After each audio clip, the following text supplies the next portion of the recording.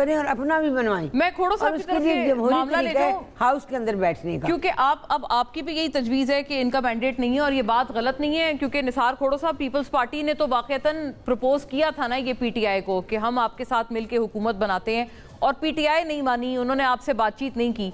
तो अब ये बताइएगा, अब ये पीटीआई वाले ये कह रहे हैं कि 9 मई की हमसे माफ़ी ना मांगी जाए, हमसे मुतालबा ना किया जाए माफ़ी का, बल्कि हमसे उल्टा माफ़ी मांगी जाए। आज बैरिस्टर गौहर ने प्रेस कॉन्फ्रेंस की है, वो कहते हैं सारा मामला शुरू उस वक्त से हुआ कि खान साहब को गलत अरेस्ट किया गया और उसके बाद से फिर ये तमाम हंगामा आराई हुई, जो कुछ हुआ, तो वो जो गैर कानूनी अरेस्ट था जिसको सुप्रीम कोर्ट ने कहा था उसकी माफ़ी मांगी जाए। पीटीआई का मुतालबा दुरुस्त है सर?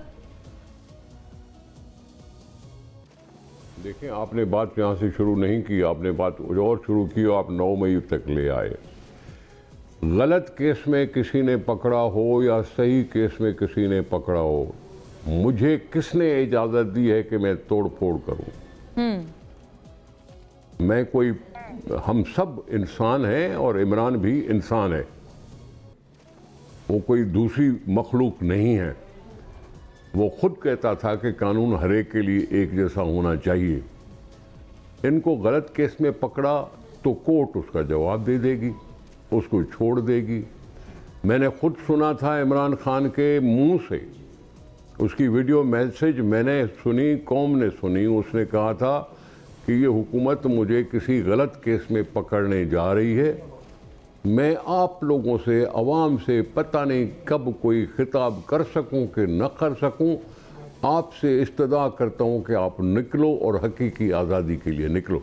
ये अरेस्ट होने से पहले का बयान है, ये अरेस्ट होने से पहले का बयान है। सही, दुरुस्त और बात फिर है। उसके इस वीडियो मैसेज, एक मिनट सुन लें आप। फिर उस वीडियो मैसेज पर हंगामा हुआ, ठीक है। कोर्ट ने फैसला बाद में किया कि जी उसको गलत गिरफ्तार किया गया या सही गिरफ्तार किया, ये बात की बात है। लेकिन मुझे किसने इजाजत दी है कि मैं इस तरह से करूं? इसलिए इमरान खान 9 महीने के वाक़े से बरिल जमा नहीं हो सकता। उसके कहने पे लोग निकले, उसके कहने पे उनके मिनिस्टर निकले, उनके वर्कर निकले, जाने बूझे चेहरे दिखाई दिए। ये सब उनके कहने के बाद हुआ। 9 तारीख की गिरफ्तारी से उसका क्या ताल्लुक है? गिरफ्तार तो हुकूमत ने किया, गलत केस में भी कर सकती है। लेकिन आपने कानून को हाथ में क्यों लिया? तो ये है एक सवाल, इस पे बड़ा अहम है। हाफिज अब्दुल्ला साहब अभी हमारे साथ हैं। एक सेकंड में बात पूरी सुन लें। गलत केस में तो भुट्टो साहब को भी गिरफ्तार किया गया था। अच्छा, फिर भुट्टो साहब ने ये कहा था कि मुझे गलत केस में गिरफ्तार करने जा रहे हैं, इसलिए जाओ तोड़ फोड़ करो, ये कहा था भुट्टो साहब ने। सही बात, सही मवाज़ना है, ठीक है। कुछ समझ की बात करें। थोड़ा साहब ये बताएं, ये आपसे अर्ज है, हाफिज अब्दुल्ला साहब भी हमारे साथ हैं। कहने का मकसद ये कि वो कह रहे हैं भाई धांधली तो हुई और उनकी सीटें, उनकी नाहक जो है वो सीटें वो किसी और को दे दी गई और उनकी जो हक की सीटें थी वो उनको ना मिली। तो ये बड़ी अहम बात है। मतलब ये आपको पता है JUI फे तो सबसे बड़ी क्रिटिक हुआ करती थी पाकिस्तान तहरीक इंसाफ की, और मौलाना साहब दोनों एक दूसरे से के ऊपर आपको पता है कि किस तरह के बयान देते थे। तो वो कहते हैं हम कितने जायज हैं कि हमने अपने आर्च ओपोनेंट को भी अपने साथ मिला लिया है। हमारी बात तो इतनी जायज है आजकल। जवाब तो सुन नहीं रही आप, तो सवाल मेरा सुन नहीं रही, जवाब मेरा सुन नहीं रही। जवाब आपसे यही सवाल ही पूछे सर, इसी किसका जवाब फरमाएं। बिल्कुल फरमाएं जनाब आली, आपने सवाल कर दिया, मैं बोलता रहा जी, जवाब तो सुने, लेकिन आप अपनी बात कहते रहे। मेरा जवाब आपने सुना नहीं। जी मैं जवाब आपसे ही पूछ रही हूं। अब बात ये है, सुने तो सुन तो ले आप सुन तो ले भाई। मैं ये कह रहा हूं कि इनको रिजर्व सीट्स की मार पड़ी हुई है कि जी रिजर्व सीट्स हमें क्यों नहीं मिल रही। हम कह रहे हैं कि आपको इलेक्शन रूल्स के तहत ये मिल नहीं सकती, क्योंकि आपने पहले दरख्वास्त की ही नहीं थी। आपने अपना निशान तो गंवाया अपनी वजह से, जिस वजह से भी गंवाया हो उसको गंवाया हो, लेकिन आपने फिर आज़ाद तौर पर इलेक्शन में खड़े हुए। आज़ाद का मतलब आज़ाद है, आपका सर्टिफिकेट हो ना हो कोई फ़र्क नहीं पड़ता, आज़ाद को आज़ाद ही कहा जाएगा। सही।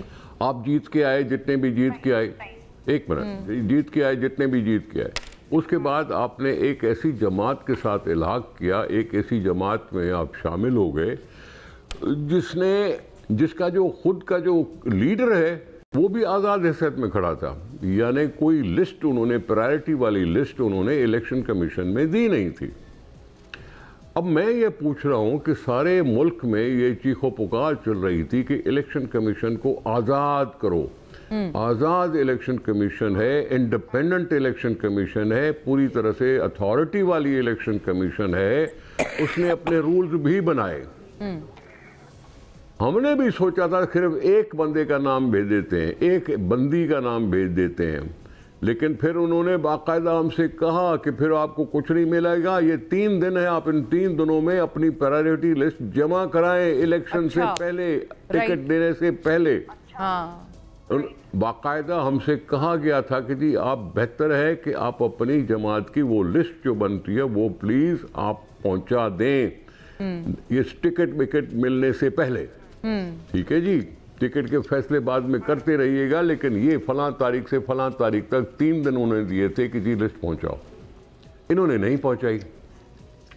अब ये सुन्नी इत्तेहाद काउंसिल में पहुंच गए। सुन्नी इत्तेहाद काउंसिल अपने तौर पर इलेक्शन में खड़ी थी या नहीं थी, लेकिन मुझे ये पता है कि उनके जो लीडर थे वो आज़ाद हैसियत में खड़े थे, तो जाहिर है फिर उन्होंने कोई और लिस्ट दी ही नहीं थी। और सुन्नी इत्तेहाद काउंसिल को शायद ये भी अंदाजा नहीं था कि ठीक हो गया। आपने उसके ऊपर भी बड़ी अपनी तफसीली बात आपने फरमाई कि ये किस तरह से ये सीटें डिजर्व ही नहीं करते थे, क्योंकि सुन्नी इत्तेहाद काउंसिल की तो कोई मखसूस नशिस्तों की लिस्ट थी नहीं। दूसरी बात, फिर मैं सवाल ये अब मैं सवाल ये पूछता हूँ, मुझे भी सोचने का मौका दें। अच्छा, मैं ये कह रहा हूँ कि इलेक्शन कमीशन को आज़ाद रहने दोगे या नहीं दोगे? आप इलेक्शन कमीशन को आज़ाद रहने दोगे या नहीं? पीटीआई से सवाल बनता है ना, ये तो फिर आपका लड़ोगे कि नहीं?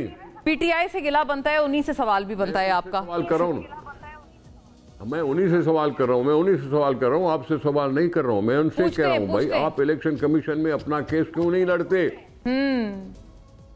शुएब शाहीन साहब जवाब दे सर, सवाल में तो बड़ा दम है। वो कहते हैं आप इलेक्शन कमीशन को खुद मुख्तार एक तरफ कहते हैं आप होना चाहिए, लेकिन आप खुद ही हैं जो उनके रास्ते में सबसे बड़ी रुकावट है।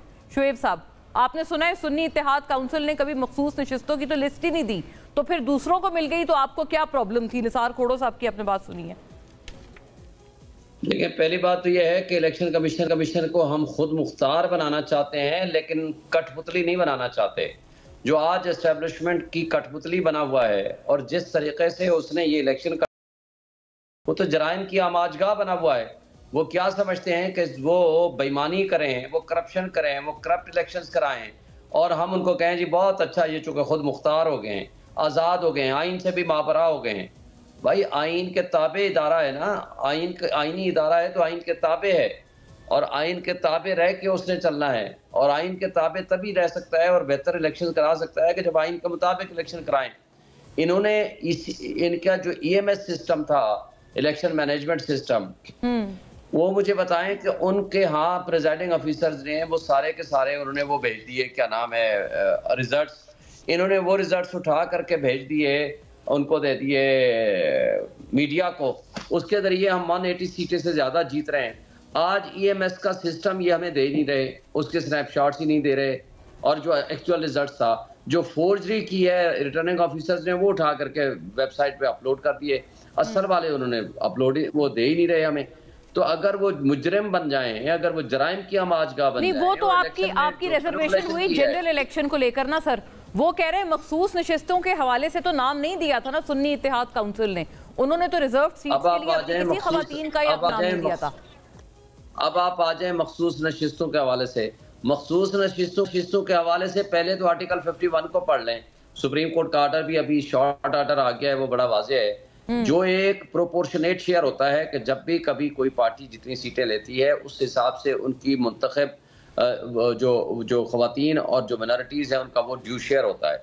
वो शेयर जो है वो उसको मिलेगा जिसका जितना वो सीटें लेकर आया होगा। मुझे पहला सवाल तो ये है कि जितनी सीटें इनको मिलनी थी वो मिल गई। ओवर एंड अबव सीटें को खैरात है या कोई तोहफा है या ये जो इलेक्शन कमीशन अपनी जेब से दे रहा है, उठा करके बाकी सीटों को दे दो। यानी KP में जिसने एक सीट है, जिसके पास एक सीट है, उनको कहा इनको 4 सीटें मजीद दे दो। आजकल जो इत्तेहादी है ना यानी JUI फे, उनको भी निशिस्तें मिली थी रिजर्व, और उनकी भी 3 निशिस्तें गई हैं इस फैसले के नतीजे में। जी मैं वही कह रहा हूँ ना, वही कह रहा हूँ कि जिसकी एक सीट थी ना, एक सीट केपी में, उनको कहा जी 4 सीटें इनको फालतू दे दो। ये कोई खैरात है या कोई किस तरह बांट रहे हैं आप? ये नहीं हो सकता था, इस तरह मुमकिन नहीं था। दूसरी बात यह है कि हमें क्यों नहीं मिल सकता? हम जीते हुए लोग हैं, हमने अपनी मर्जी से कहा था कि हम इंडिपेंडेंट हैं। हमें तो आपने उठा करके आखिरी रात बल्ले का निशान हमसे छीन लिया, सुप्रीम कोर्ट ने और इलेक्शन कमीशन ने मिली भगत करके। दूसरे नंबर पे आपने क्या किया हमारे साथ? हमने नजरियाती का कागज जमा कराने की कोशिश की, आधे घंटे के अंदर इलेक्शन कमीशन ने कहा इनके वो रिजेक्ट कर दें, कोई भी तस्लीम ना करें इनकी टिकट। फिर हमें कहा गया कि जनाब उस नजरियाती वाले को उठा भी लिया, उसको उसी वक्त और जाकर प्रेस कॉन्फ्रेंस करा दी। अगर आपने एक सबसे बड़ी पॉलिटिकल पार्टी को इतना कॉर्नर करने के बावजूद, सबसे बड़ी पॉलिटिकल पार्टी है, 180 से ज्यादा सीटें जीती हैं, उनके फॉर्म 45 में आपने तब्दीली कर दी। मेरी हल्का आपके सामने मैं बैठा हुआ हूँ, 1,05,000 वोट मैंने लिया है, सारे मीडिया हाउसेज में।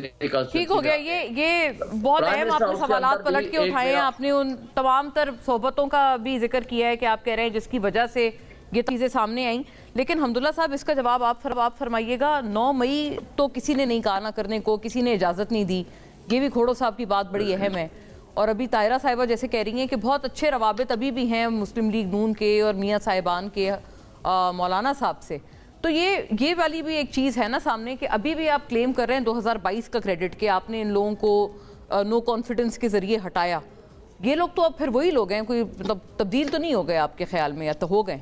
देखिए, बात यह है कि जहाँ तक आपने 9 मई की बात की और फिर दूसरी बात आपने मियाँ नवाज शरीफ साहब से या PMLN से JUI की ताल्लुकात की बात की और PTI के साथ कुर्बत की, 3 बातें आपने की। देखिए, 9 मई के बारे में जमीयत उलमा इस्लाम का मौक़िफ़ बिल्कुल वाज़ेह है, बार बार दोहराने का कोई फ़ायदा ही नहीं है।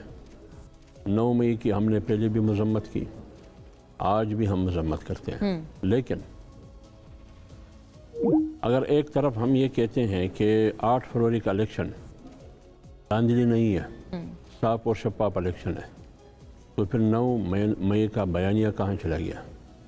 इसका मतलब ये है कि आवाम ने 9 मई की बयानिए से इत्तेफाक नहीं किया। ठीक है ना? ये जमीयत उलमा, इस सवाल का जवाब कोई दे। एक बात।